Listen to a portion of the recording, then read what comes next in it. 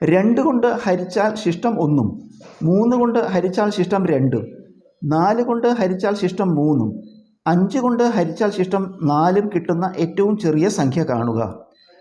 നമ്മളിവിടെ ഓരോ സംഖ്യയും അതിൻ്റെ ശിഷ്ടവും തമ്മിൽ കുറച്ച് നോക്കുക. ഓരോ സംഖ്യ അതിൻ്റെ ശിഷ്ടം തമ്മിൽ കുറയ്ക്കുക.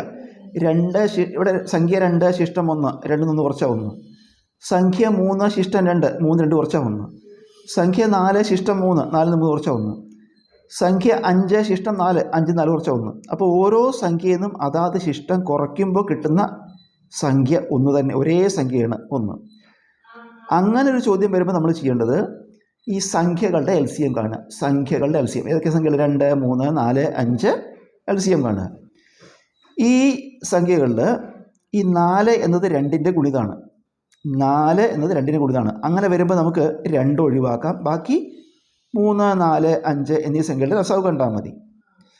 ഈ 3, 4, 5 ഇതിനെ എല്ലാത്തിനെയും ഹരിക്കാൻ പറ്റുന്ന സംഖ്യ ഇല്ല. 3, 4, 5 ഇതിനെ എല്ലാത്തിനെയും ഹരിക്കാൻ പറ്റുന്ന സംഖ്യ ഇല്ല. ഇതിലത്തെ ഏതെങ്കിലും 2 എടുത്താലോ അപ്പോഴും ഹരിക്കാൻ പറ്റുന്ന സംഖ്യ ഇല്ല. അപ്പോൾ ഇതിനെ ഒന്നിനെ നിശേഷം ഹരിക്കാൻ പറ്റാത്തത് കൊണ്ട് നമ്മൾ LCM കാണാൻ ഇതെല്ലാം കൂടി ഗുണിച്ചാൽ മതി. 3 × 4 12 × 5 60 എന്ന് കിട്ടി.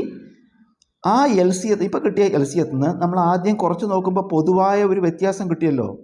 ഓരോ സംഖ്യയിൽ നിന്നും അതാത് ശിഷ്ടം കുറയ്ക്കുമ്പോൾ ഒരു വ്യത്യാസം കിട്ടി, അത് തുല്യമാണ്. ആ വ്യത്യാസം കുറയ്ക്കുക LCMത്തിൽ നിന്ന്. 60 നിന്ന് 1 കുറച്ചാൽ ഉത്തരം 59.